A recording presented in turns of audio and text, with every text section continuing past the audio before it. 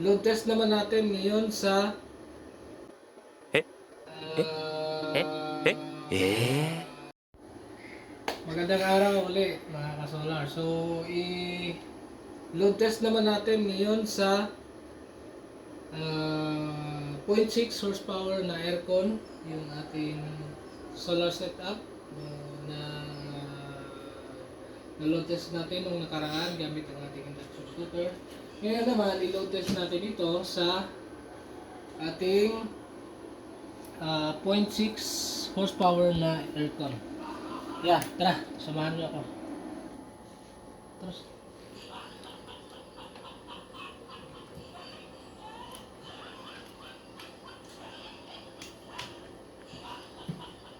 Gamit pa rin tayo ng ating watt meter, ito.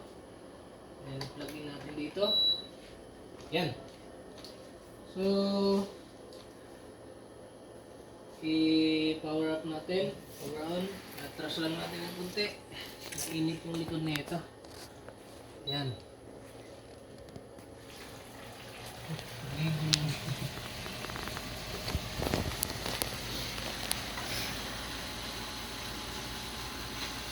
Yan.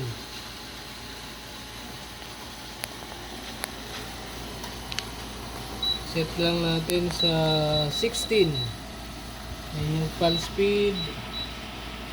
High. Yan po mga kasolar. So, ito po yung specs niya. So, mayroon siyang 510 watts na power input. Then, rated power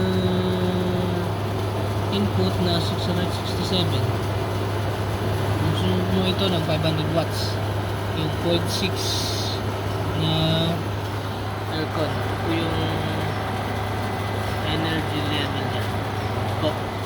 So, base sa ating watt meter, meron siyang konsumo na 385 watts.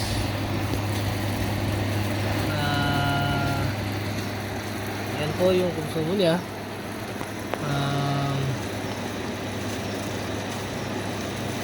Bali 13% lang po sa ating inverter. 13% lang po yung load niya sa 3 kW, 3.2 kW natin. Or 408 watts. Then sa ating battery meter naman, meron tayong 28.5. So, kunti lang yung konsumo ng ating aircon. So, sa mga nagtatanong, kung kaya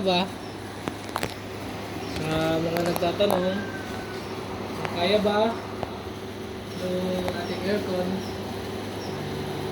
0.6 horsepower, yung ating 3.2 kilowatt, kaya-kaya naman.